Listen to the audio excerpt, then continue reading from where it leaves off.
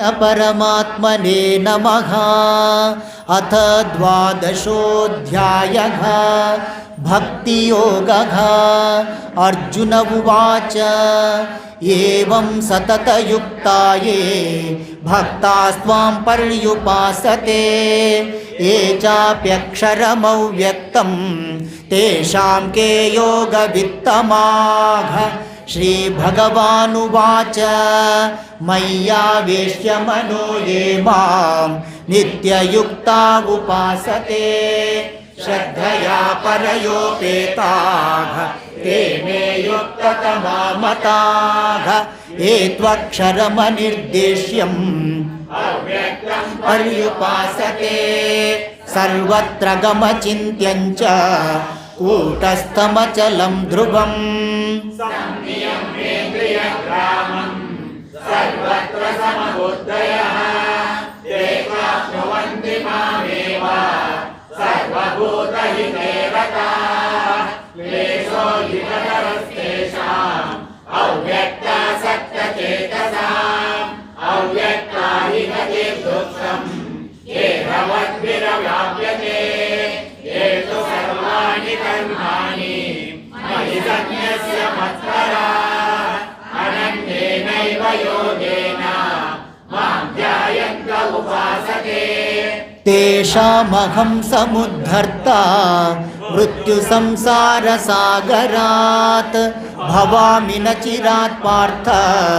मय्यावेशितचेतसां मय्येव मन आधत्स्व मयि बुद्धिं निवेशय निवशिष्यसि मय्येव अत ऊर्ध्वं न संशयः। अत चित्तं समाधातुं न शक्नोषि मयि स्थिरम् अभ्यासयोगेन ततो मामिच्छाप्तुं धनञ्जय। अभ्यासेऽप्यसमर्थोऽसि मत्कर्म परमो भव मदर्थमपि कर्माणि कुर्वन् सिद्धिमवाप्स्यसि अतैतदप्यशक्तोऽसि योगमाश्रितः सर्वकर्मफलत्यागं ततः कुरु यतात्मवान्। श्रेयो हि ज्ञानमभ्यासात् ज्ञानाद्ध्यानं विशिष्यते ध्यानात् कर्मफलत्यागः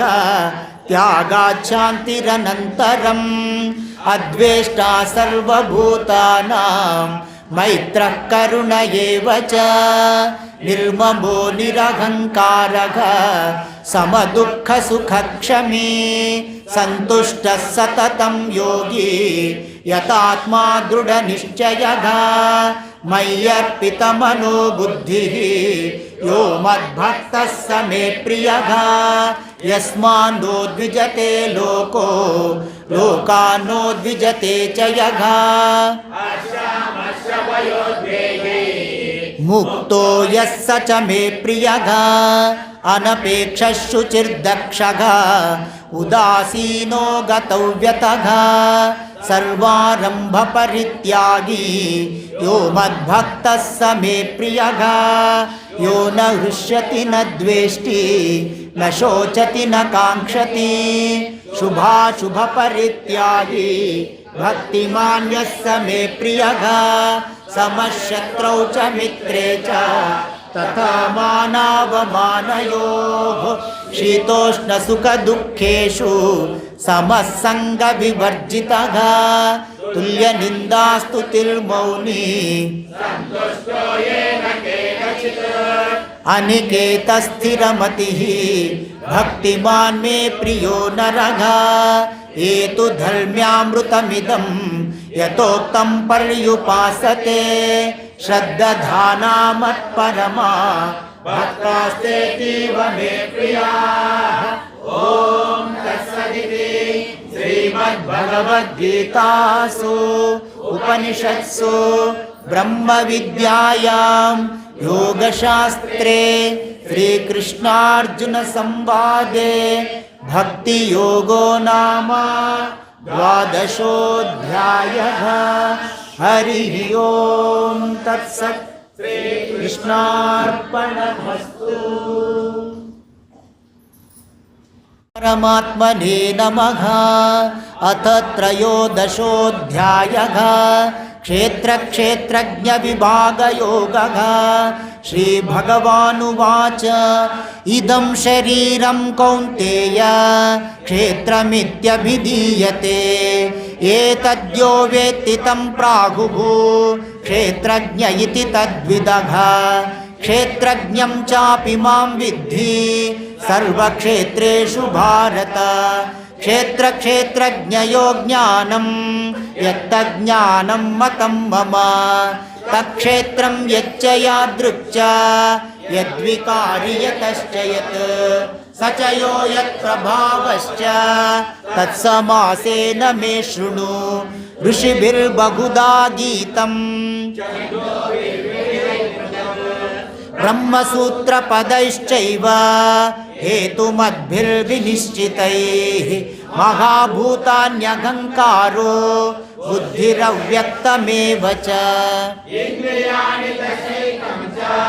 पञ्चचेन्द्रियगोचराः इच्छाद्वेषः सुखं दुःखं सङ्घातश्चेतना धृतिः एतत्क्षेत्रं समासेन सविकारमुदाहृतम् अमानित्वमदम्भित्वम् आचार्योपासनं शौचं स्थैर्यमात्मविनिग्रहः इन्द्रियार्थेषु वैराग्यम् अनहङ्कार एव च जन्म मृत्युजरा व्याधि दुःखदोषानुदर्शनम् असक्तिरनभिष्वङ्गः पुत्रदारगृहादिषु नित्यं च समचित्तत्वम् मयि चानन्ययोगेन भक्तिरव्यभिचारिणी विविक्तदेशसेवित्वम् अरतिर्जनसंसदि अध्यात्मज्ञाननित्यत्वम् एतज्ज्ञानमिति प्रोक्तम्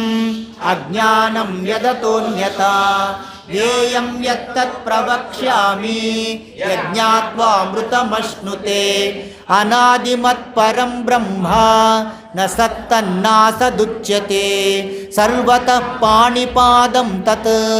सर्वतोक्षिशिरोमुखं सर्वतः श्रुतिमल्लोके सर्वमावृत्य तिष्ठति सर्वेन्द्रियगुणाभासं सर्वेन्द्रियविवर्जितम् गुणभोक्तृ च बहिरन्तश्च भूतानाम् अचरं चरमेव च सूक्ष्मत्वात् तदविज्ञेयं दूरस्थं चान्तिके च तत् अविभक्तं च भूतेषु विभक्तमिव च स्थितं भूतभर्तृ च तज्ज्ञेयं ग्रसिष्णुप्रभविष्णु च ज्योतिषामपि तज्ज्योतिः तमसः परमुच्यते ज्ञानं ज्ञेयं ज्ञानगम्यं क्षेत्रं तथा ज्ञानं ज्ञेयं चोक्तं समासतः मद्भक्तये तद्विज्ञाय मद्भावायोपपद्यते प्रकृतिं पुरुषं चैव विध्यनादीवुभावपि विकारांश्च गुणांश्चैव विद्धि प्रकृतिसम्भवान् कार्यकरणकर्तृत्वे हेतु प्रकृतिरुच्यते पुरुषः सुखदुःखानां भोक्तृत्वे हेतुरुच्यते पुरुषः प्रकृतिस्थो हि भुङ्क्ते प्रकृतिजान् गुणान् कारणं गुणसङ्गोऽस्य उपद्रष्टानुमन्ता च भर्ता भोक्ता महेश्वरः परमात्मेति चाप्युक्तो देहेऽस्मिन् पुरुषः परः य एवं वेत्ति पुरुषं प्रकृतिं च गुणैः सह सर्वथा वर्तमानोऽपि न स भूयोऽभिजायते पश्यन्ति केचिदात्मानमात्मना अन्ये साङ्ख्येन योगेन कर्मयोगेन चापरे त्वेवमजानन्तः श्रुत्वान्येभ्य उपासते तेऽपि चातितरन्त्येव मृत्युं श्रुतिपरायणाः यावत् सञ्जायते किञ्चित् सत्त्वं स्थावरजङ्गमम् तद्विद्धि भरतर्षभा समं सर्वेषु भूतेषु तिष्ठन्तं परमेश्वरं विनश्यत्स्व विनश्यन्तं यः पश्यति स पश्यति समवस्थितमीश्वरं न हि नस्त्यात्मनात्मानं ततो याति परां गतिं प्रकृत्यैव च कर्माणि क्रियमाणानि सर्वशः यः पश्यति ततात्मानम् अकर्तारं स पश्यति भूतपृथग्भावम् एकस्तमनुपश्यति तत एव च विस्तारम् यते तदा अनादित्वा निर्गुणत्वात् परमात्मायमव्ययः शरीरस्थोऽपि कौन्तेय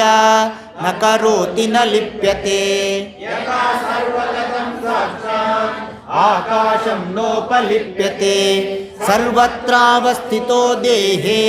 तथात्मानोपलिप्यते यथा प्रकाशयत्येकः कृत्स्नं लोकमिमं रविः क्षेत्रं क्षेत्री तथा कृत्स्नं प्रकाशयति भारत क्षेत्रक्षेत्रज्ञयोरेवं ज्ञानचक्षुषा भूतप्रकृतिमोक्षञ्च ये विदुर्यान्ति ते परम् ॐ तत्सदिति श्रीमद्भगवद्गीतासु उपनिषत्सु ब्रह्मविद्यायां योगशास्त्रे कृष्णार्जुनसंवादे क्षेत्रज्ञविभागयोगो नाम त्रयोदशोऽध्यायः हरिः ओं तत्सत् श्रीकृष्णार्पणमस्तु आत्मने नमः अथ चतुर्दशोऽध्यायः गुणत्रयविभागयोगः श्रीभगवानुवाच परं भूय प्रवक्ष्यामि ज्ञानानां ज्ञानमुत्तमं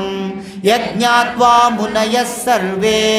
परां सिद्धिमितो गताः इदं ज्ञानमुपाश्रित्य मम साधर्म्यमागताः सर्गेऽपि नोपजायन्ते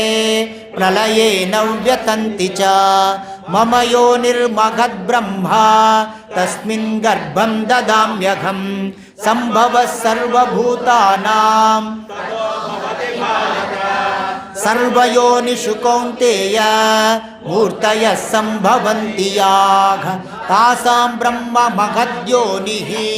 अहं बीजप्रदः पिता सत्त्वं रजस्तमः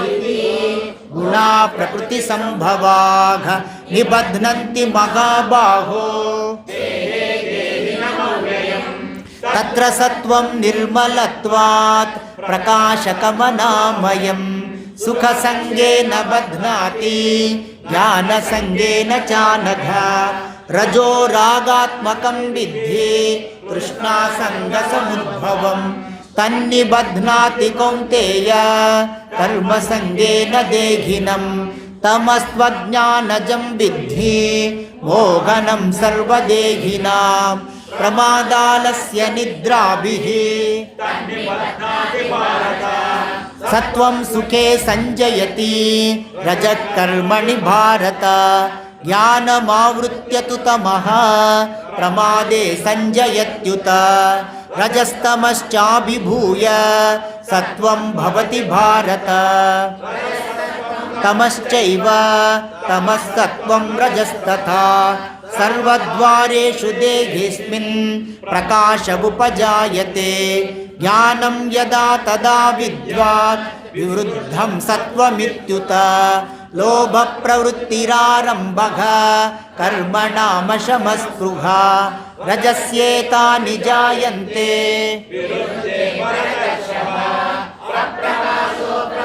इश्च प्रमादो मोह एव च तमस्येतानि जायन्ते विवृद्धे कुरु नन्दन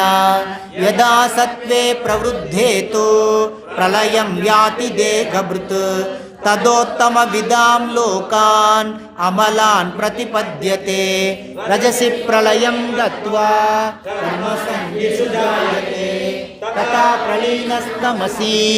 मूढयोनिषु जायते कर्मणः सुकृतस्याहुः सात्विकं निर्मलं फलं रजसस्तु फलं दुःखं तमसः फलं सत्त्वा संजायते ज्ञानं प्रमादमोहौ तमसो भवतो ज्ञानमेव च ऊर्ध्वं गच्छन्ति सत्त्वस्था मध्ये तिष्ठन्ति राजसाः जगन्यगुणवृत्तिस्था अधो गच्छन्ति तामसाः यदा द्रष्टानुपश्यति गुणेभ्यश्च परं वेत्ति मद्भावं सोऽधिगच्छति गुणानेतान्यतीत्यत्रीन् देही देहसमुद्भवान् मृतमश्नुते अर्जुन उवाच कैर्लिङ्गैत्रीन् गुणानेतान् अतीतो भवति प्रभो किमाचारः कथं चैतान् त्रीन् गुणानतिवर्तते भगवानुवाच प्रकाशं च प्रवृत्तिं च मोहमेव च पाण्डव न द्वेष्टि सम्प्रवृत्तानि न निवृत्तानि काङ्क्षति उदासीनवदासीनो गुणैर्यो न विचाल्यते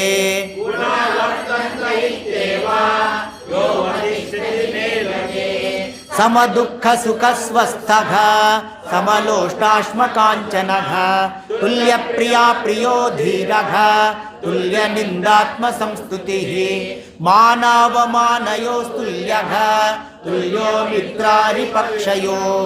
सर्वारम्भपरित्यागी गुणातीतः स उच्यते मां च यो व्यभिचारेण भक्तियोगेन सेवते सगुणान् समतीत्यैतान् ब्रह्मभूयाय कल्पते ब्रह्मणो हि प्रतिष्ठाहम् अमृतस्याव्ययस्य च शाश्वतस्य च धर्मस्य सुखस्यैकान्तिकस्य च ॐ तत्सदिति श्रीमद्भगवद्गीतासु उपनिषत्सु ब्रह्मविद्यायां श्रीकृष्णार्जुन संवादे गुणत्रय विभागयोगो नाम चतुर्दशोऽध्यायः। हरिः ओम् तत्सत् श्रीकृष्णार्पणमस्तु। परमात्मने नमः। अथ पञ्चदशोऽध्यायः पुरुषोत्तमयोगः। भगवानुवाच ऊर्ध्वमूलमधःशाखम् अश्वत्थं प्रागुरव्ययम् छन्दांसि यस्य पर्णानि यस्तं वेद स वेदवित् अधश्चोर्ध्वं प्रसृतास्तस्य शाखा गुणप्रवृद्धा विषयप्रवालाः अधश्च मूलान्यनुसन्ततानि कर्मानुबन्धीनि मनुष्यलोके न रूपमस्येक ततोपलभ्यते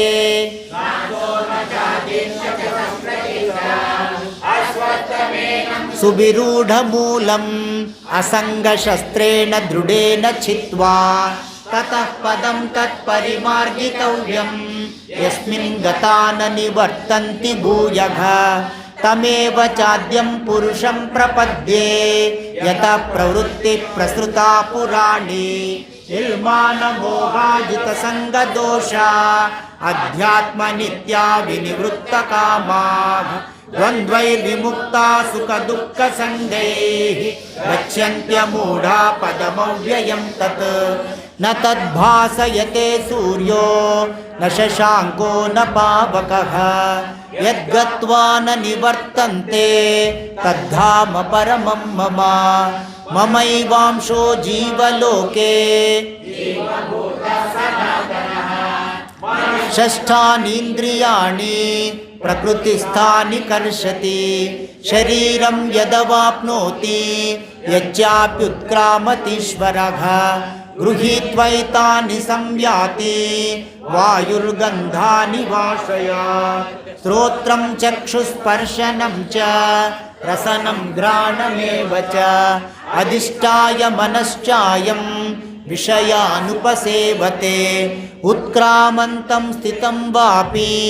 भुञ्जानं वा गुणान्वितं नानुपश्यन्ति पश्यन्ति ज्ञानचक्षुषः यतन्तो योगिनश्चैनं पश्यन्त्यात्मन्यवस्थितं यतन्तोऽप्यकृतात्मानो नैनं पश्यन्त्यचेतसः यदादित्यगतं तेजो जगद्भासयतेऽखिलं यच्चन्द्रमसि यच्चाग्नौ तत्तेजो विद्धि मामकम् गामाविश्य च भूतानि धारयाम्यघमोजसा पुष्णामि चौषधिः सर्वाः सोमो भूत्वा रसात्मकः अहं वैश्वानरो भूत्वा देहमाश्रितः समायुक्तः पचाम्यन्नं चतुर्विधं सर्वस्य चाहं हृदि सन्निविष्टो मत्तस्मृतिर्ज्ञानमपोघनं च वेदैश्च सर्वैरहमेव वेद्यो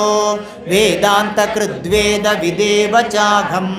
द्वाविमौ पुरुषौ लोके क्षरश्चाक्षर एव च क्षरः सर्वाणि भूतानि कूटस्थोऽक्षर उच्यते उत्तमः पुरुषस्त्वन्यः परमात्मेत्युदाहृतः यो लोकत्रयमाविश्य बिभर्त्यव्यय ईश्वरः यस्माक्षरमतीतोऽहम् अक्षरादपि चोत्तमः अतोऽस्मि लोके वेदे च प्रतितः पुरुषोत्तमः यो मामेवमसम्मूढो जानाति पुरुषोत्तमं स सर्वविद् भजति मां सर्वभावेन भारत इति गुह्यतमं शास्त्रम् एतद्बुद्ध्वा बुद्धिमान् स्यात् कृतकृत्यश्च भारत। ओम तत्सदिति श्रीमद्भगवद्गीतासु उपनिषत्सु ब्रह्मविद्यायां योगशास्त्रे श्रीकृष्णार्जुनसंवादे पुरुषोत्तमयोगो नाम पंचदशोऽध्यायः। हरिः ओम तत्सत्। श्रीकृष्णार्पणमस्तु। परमात्मने नमः। अथ षोडशोऽध्यायः दैवासुरसम्पद्विभागयोगः। श्रीभगवानुवाच अभयं सत्त्वसंशुद्धिः ज्ञानयोगव्यवस्थितिः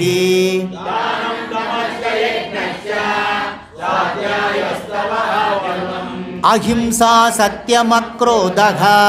त्यागः शान्तिरपैशुनम्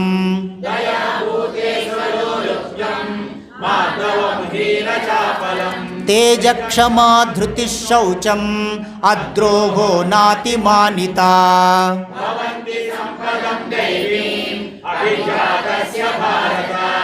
दम्भो दर्पोऽभिमानश्च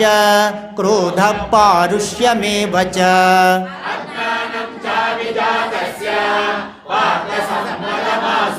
दैवी सम्पद्विमोक्षाय निबन्धायासुरीमता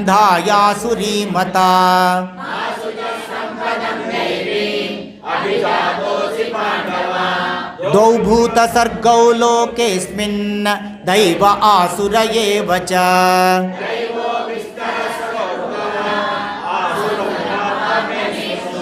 प्रवृत्तिञ्च निवृत्तिञ्च जना न विदुरासुराः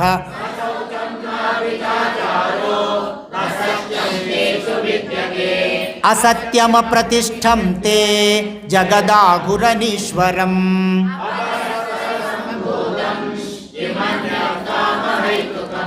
एतां दृष्टिमवष्टभ्य नष्टात्मानोऽल्पबुद्धयः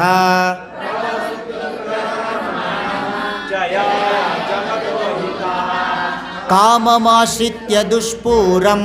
दम्भमानमदान्विताः प्रवर्तन्ते शुचिव्रताः चिन्तामपरिमेयां च प्रलयान्तामुपाश्रिताः कामोपभोगपरमाः एतावदिति निश्चिताः आशापाशशतैर्बद्धाः कामक्रोधपरायणाः ईहन्ते कामभोगार्थम् अन्यायेनार्थसञ्चयान् इदमद्य मया लब्धम् इमं प्राप्से मनोरथम् इदमस्तीदमपि मे भविष्यति पुनर्धनम् असौ मया घतः शत्रुः हनिष्ये चापरानपि ईश्वरोऽहमघं भोगी आढ्योऽपि जनवानस्मि कोऽन्योऽस्ति सदृशो मया यक्षे दास्यामि मोदिष्य इत्यज्ञानविमोहिताः अनेकचित्तविभ्रान्ताः मोहजालसमावृताः प्रसक्ता कामभोगेषु पतन्ति नरकेषु च आत्मसम्भाविता स्तब्धा धनमानमदान्विताः यजन्ते नाम यज्ञैस्ते दम्भेनाविधिपूर्वकम् कामं क्रोधं च संश्रिताः मामात्मपरदेहेषु प्रद्विषन्तोऽभ्यसूयकाः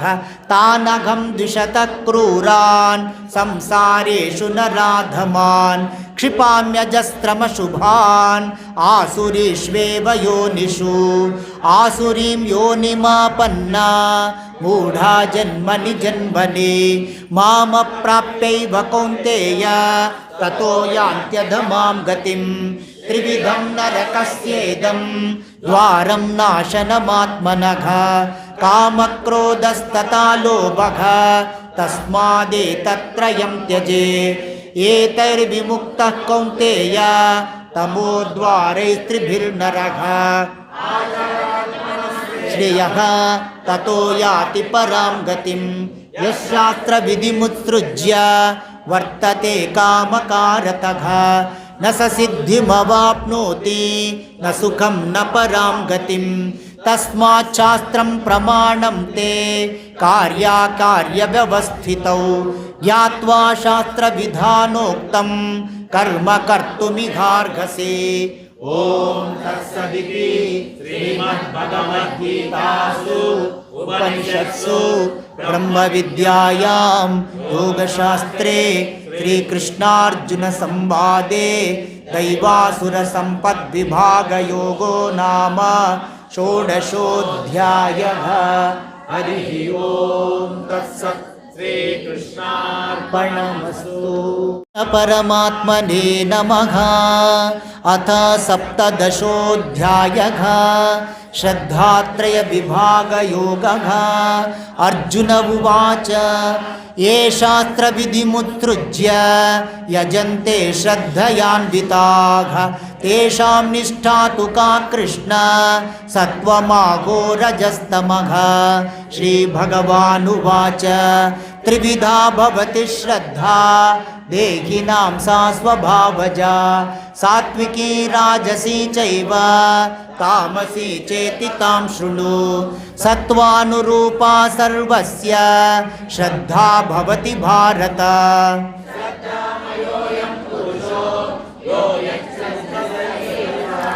यजन्ते सात्विका देवान् यक्षरक्षांसि राजसाः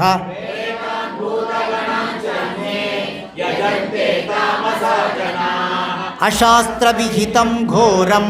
तप्यन्ते ये तपोजनाः दम्भाहङ्कारसंयुक्ताः कामरागबलान्विताः कर्षयन्तः शरीरस्थं भूतग्राममचेतसः मां चैवान्तः शरीरस्थं तान् विद्यासुरनिश्चयान्। आहारस्त्वपि सर्वस्य त्रिविधो भवति प्रियः यज्ञस्तपस्तथा दानं आयुस्सत्त्वबलारोग्य सुखप्रीतिविवर्धनाः।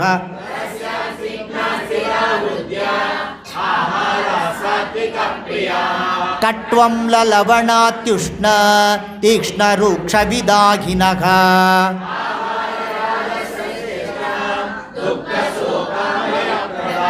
यातयामं गतरसं पूतिपर्युषितं च यत्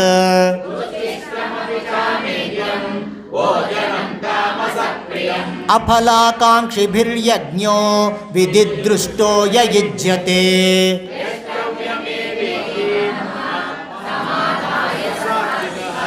अभिसन्धाय तु फलं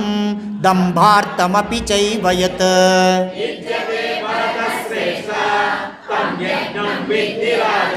विधिहीनमसृष्टान्नं मन्त्रहीनमदक्षिणम्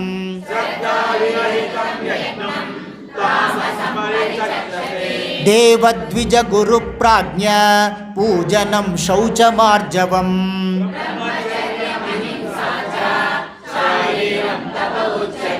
अनुद्वेगकरं वाक्यं सत्यं प्रियहितं च यत्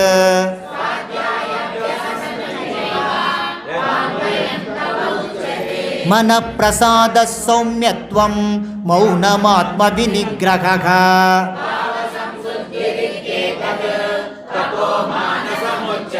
श्रद्धया परया तप्तं तपस्तत्त्रिविधं नरैः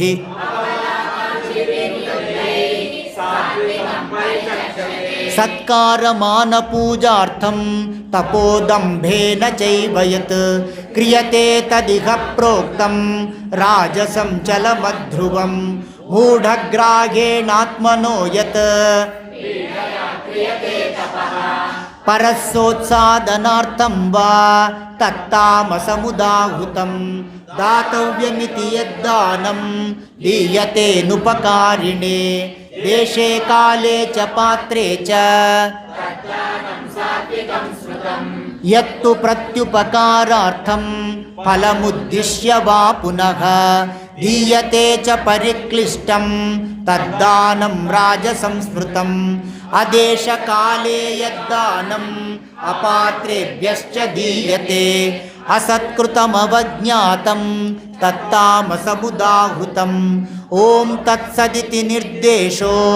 ब्रह्मणस्त्रिविधं स्मृतः ब्राह्मणास्तेन वेदाश्च तस्मादोमित्युदाहृत्य यज्ञदानतपक्रियाः प्रवर्तन्ते विधानोक्ताः सततं ब्रह्मवादिनां तदित्यनभिसन्धाय फलं यज्ञतपक्रियाः दानक्रियाश्च विविधाः यन्ते मोक्षकाङ्क्षिभिः सद्भावे साधुभावे च सदित्येतत्प्रयुज्यते प्रशस्ते कर्मणि तथा सच्शब्दपार्थयुज्यते यज्ञे तपसि दाने च तिथिस्तदिति चोच्यते कर्म चैव तदर्थीयं सदित्येवाभिधीयते अश्रद्धया घुतं दत्तं तपस्तप्तं कृतं च यत् असदित्युच्यते पार्थ न च तत्प्रेत्य नो इह ॐ तत्सदिति श्रीमद्भगवद्गीतासु उपनिषत्सु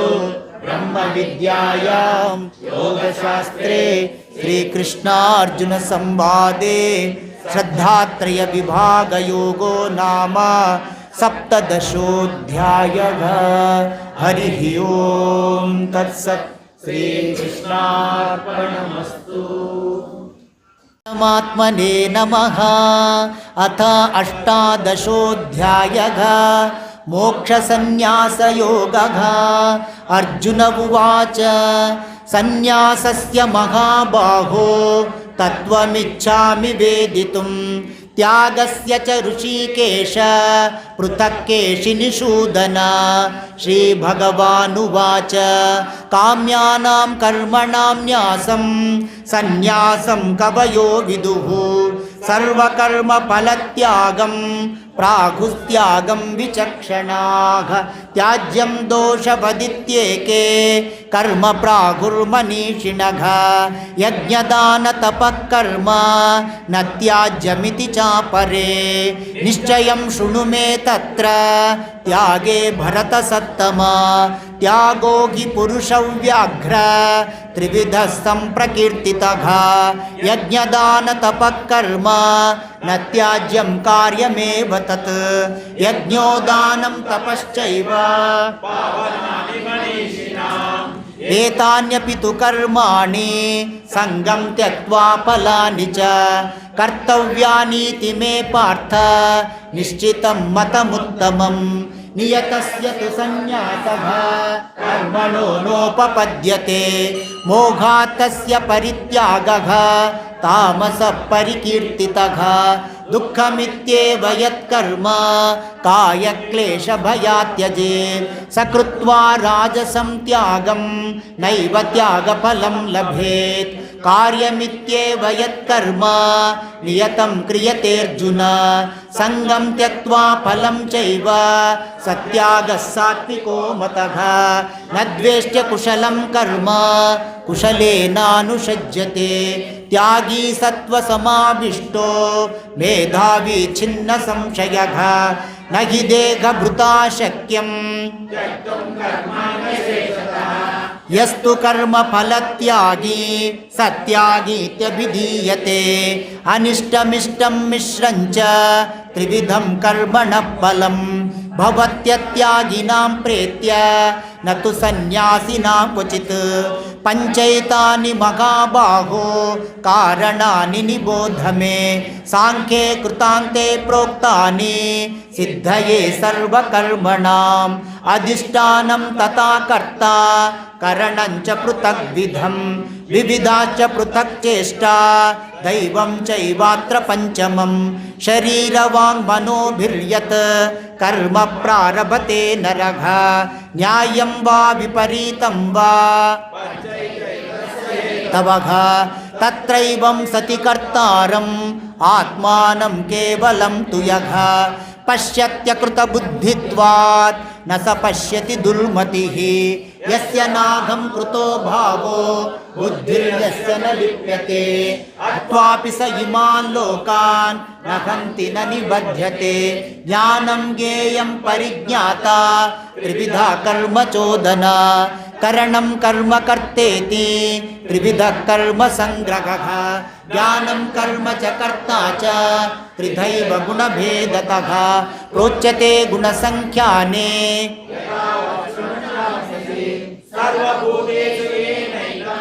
भावमव्ययमीक्षते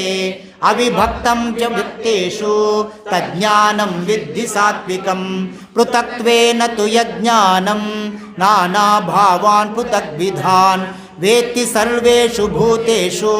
तज्ज्ञानं विद्धि राजसं यत्तु कृष्णवदे कस्मिन् कार्ये सक्तमहैतुकम् अतत्त्वार्थवदल्पञ्च तत्तामसमुदाहृतं नियतं सङ्ग्रहितम् अरागद्वेषतः कृतम् अपलप्रेप्सुना कर्म यत्तत् सात्विकमुच्यते यत्तु कामेप्सुना कर्म साहङ्कारेण वा पुनः क्रियते बहुलायासं तद्राजसमुदाहृतम् अनुबन्धं क्षयं हिंसाम् अनवेक्ष च पौरुषं मोघादारभ्यते कर्म यत्तत्तामसमुच्यते मुक्तसङ्गो नघं वादी धृत्युत्साहसमन्वितः सिद्ध्यसिद्ध्यो निर्विकारः कर्ता सात्विक उच्यते रागी कर्म फलप्रेप्सुः लुब्धो हिंसात्मको शुचिः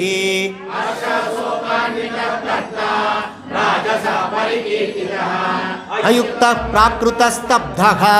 शठो नैष्कृतिको लसः विषादी दीर्घसूत्री च कर्ता तामस उच्यते बुद्धेर्भेदं धृतेश्चैव गुणतस्त्रिविधं शृणु प्रोच्यमानमशेषेण पृथक्त्वेन धनञ्जय प्रवृत्तिं च निवृत्तिं च कार्याकार्ये भयाभये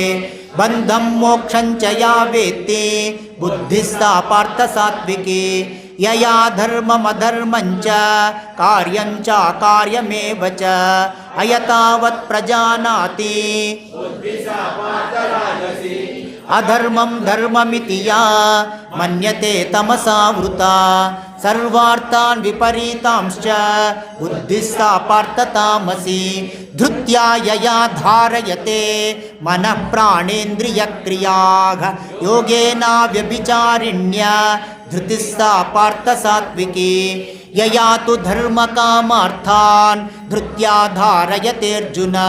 प्रसंगेन फलाकांक्षी धृतिः सा पार्थ राजसी यया स्वप्नं भयं शोकं विषादं मदमेव च न विमुञ्चति दुर्मेधा धृतिः सा पार्थ तामसी सुखं त्विदानीं त्रिविधं शृणु मे भरतर्षभ अभ्यासाद्रमते यत्र यत्तदग्रे विषमिव परिणामे मृतोपमं तत्सुखं सात्विकं प्रोक्तम् आत्मबुद्धिप्रसादजं विषयेन्द्रियसंयोगात् यत्तदग्रे मृतोपमं परिणामे विषमिव तत्सुखं राजसंस्मृतं यदग्रे चानुबन्धे च सुखं मोघनमात्मनः निद्रालस्य प्रमादोत्थं तत्तामसमुदाहृतं न तदस्ति पृथिव्यां वा दिवि देवेषु वा पुनः गुणैः ब्राह्मणक्षत्रियविषां शूद्राणां च परन्तप कर्माणि प्रविभक्तानि स्वभावप्रभुरैर्गुणैः शमोदमस्तपः शौचं क्षान्तिरार्जवमेव च ज्ञानं विज्ञानमास्तिक्यं ब्रह्मकर्म स्वभावजं शौर्यं तेजो धृतिर्दाक्ष्यं युद्धे चाप्यपलायनं दानमीश्वरभावश्च क्षात्रं कर्म स्वभावजं कृषिगौरक्षवाणिज्यं वैश्यकर्म स्वभावजं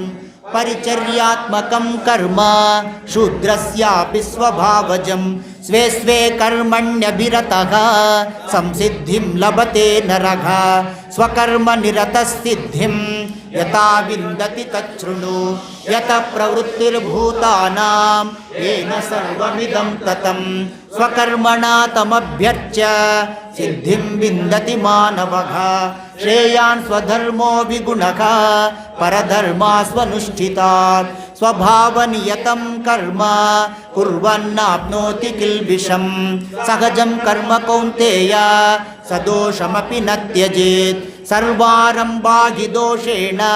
धूमेनाग्निरिवावृताः असक्तबुद्धिः सर्वत्र नैष्कर्म्यसिद्धिं परमां सन्न्यासेनाधिगच्छति सिद्धिं प्राप्तो यथा ब्रह्मा तथा प्रोतिनिबोधने समासेनैव कौन्तेय निष्ठा ज्ञानस्य या परा बुद्ध्या विशुद्धया युक्तो शब्दादीन् विषयान् त्यक्त्वा रागद्वेषौ व्युदस्य च विविक्तसेवी लघ्वाशी यत वाक्कायमानसः ध्यानयोगपरो नित्यं वैराग्यं समुपाश्रितः परिग्रहं विमुच्य निर्ममः शान्तो ब्रह्मभूयाय कल्पते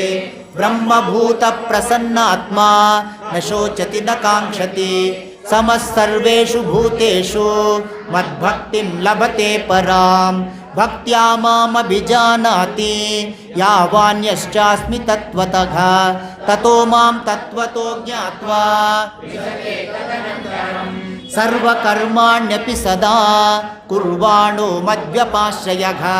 मत्प्रसादादवाप्नोति शाश्वतं पदमव्ययं चेतसा सर्वकर्माणि मयि सन्न्यस्य मत्परः बुद्धियोगमुपाश्रित्य मच्चित्तः सततं भव मच्चित्तः सर्वदुर्गाणि मत्प्रसादात् तरिष्यसि अथ चेत्त्वमहङ्कारात् न श्रोष्यसि विनङ्क्षसि यदहङ्कारमाश्रित्य न योत्स्य इति मन्यसे नित्यैष व्यवसायस्ते प्रकृतिस्त्वां नियोक्ष्यति स्वभावजेन कौन्तेय निबद्धस्वेन कर्मणा कर्तुं नेच्छसि यन्मोहात् करिष्यस्य वशोऽपि तत् ईश्वरः सर्वभूतानां जुनतिष्ठति ಭ್ರಾಮಯನ್ ಸರ್ವಭೂತಾನಿ ಯಂತ್ರಾರೂಢಾನಿ ಮಾಯಯಾ ತಮೇವ ಶರಣಂ ಗಚ್ಚ ಸರ್ವಭಾವೇನ ಭಾರತ ತತ್ಪ್ರಸಾದಾತ್ ಪರಾಂ ಶಾಂತಿಂ ಇತಿ ತೇ ಜ್ಞಾನಮಾಖ್ಯಾತಂ ಗುಹ್ಯಾದ್ ಗುಹ್ಯತರಂ ಮಯಾ ವಿಮೃಶ್ಯೈದಕಶೇಷೇಣ ಯಥೇಚ್ಛಸಿ ತಥಾ ಕುರು ಸರ್ವಗುಹ್ಯತಮಂ ಭೂಯಃ ಶೃಣು ಮೇ ಪರಮಂ ವಚಃ ಇಷ್ಟೋಸಿ ಮೇ ದೃಢಮಿತಿ ತಥೋ ವಕ್ಷ್ಯಾಮಿ ತೇ ಹಿತಂ ಮನ್ಮನಾ ಭವ ಮದ್ಭಕ್ತೋ ಮದ್ಯಾಜಿ ಮಾಂ ನಮಸ್ಕುರು ಮಾಮೇ ವೈಶ್ಯಸಿ ಸತ್ಯಂ ತೇ ಪ್ರತಿಜಾನೆ ಪ್ರಿಯೋಸಿ ಮೇ ಸರ್ವಧರ್ಮಾನ್ ಪರಿತ್ಯಜ್ಯ ಮಾಮೇಕಂ ಶರಣಂ ವ್ರಜ ಅಹಂ ತ್ವಾ ಸರ್ವಪಾಪೇಭ್ಯೋ ಮೋಕ್ಷಯಿಷ್ಯಾಮಿ ಮಾ ಶುಚಃ ಇದಂ ತೇ ನ ತಪಸ್ಕಾಯ ನ ಭಕ್ತಾಯ ಕದಾಚನ ನ ಚ ಶುಶ್ರೂಷವೇ ವಾಚ್ಯಂ ನ ಚ ಮಾಂ ಯೋಭ್ಯಸೂಯತೆ ಯ ಇಮಂ ಪರಮಂ ಗುಹ್ಯಂ ಮದ್ಭಕ್ತೇಷ್ವಭಿದಾಸ್ಯತಿ ಭಕ್ತಿಂ ಮಯಿ ಪರಾಂ ಕೃತ್ವಾ ಮಾಮೇ ವೈಶ್ಯತ್ಯ ಸಂಶಯಃ ನ ಚ ತಸ್ಮಾನ್ ಮನುಷ್ಯೇಷು ಕಶ್ಚಿನ್ಮೇ ಪ್ರಿಯಕೃತ್ತಮಃ ತಸ್ಮಾತ್ ಅನ್ಯಃ ಪ್ರಿಯತರೋ ಭುವಿ ಅಧ್ಯೇಷ್ಯತೆ ಚ ಯ ಇಮಂ ಧರ್ಮ್ಯಂ ಸಂವಾದಮಾವಯೋಃ ಜ್ಞಾನಯಜ್ಞೇನ ತೇನಾಹಂ ಇಷ್ಟಸ್ಯಾಮಿತಿ ಮೇ ಮತಿಃ ಶ್ರದ್ಧಾವಾನ್ ಅನಸೂಯಶ್ಚ ಶೃಣುಯಾದಪಿ ಯೋ ನರಃ ಸೋಪಿ ಮುಕ್ತಃ ಶುಭಾನ್ ಲೋಕಾನ್ ಪ್ರಾಪ್ನುಯಾತ್ ಪುಣ್ಯಕರ್ಮಣಾಂ ಕಸ್ಮಿದೇತಚ್ಛ್ರುತಂ ಪಾರ್ಥ್ ಕಚ್ಚಿದಜ್ಞಾನ ಸಮ್ಮೋಹಃ ಪ್ರಣಶ್ಚಸ್ತೆ ಧನಂಜಯ ಅರ್ಜುನ ಉವಾಚ ನಷ್ಟೋ ಮೋಘ ಸ್ಮೃತಿರ್ಲಬ್ಧಾ ತ್ವತ್ಪ್ರಸಾದಾನ್ಮಯಾಚ್ಯುತ ಸ್ಥಿತೋಸ್ಮಿ ಗತಸಂದೇಹಃ ಕರಿಷ್ಯೆ ವಚನಂ ತವ ಸಂಜಯ ಉವಾಚ ಇತ್ಯಹಂ ವಾಸುದೇವಸ್ಯ ಪಾರ್ಥಸ್ಯ ಚ ಮಹಾತ್ಮನಃ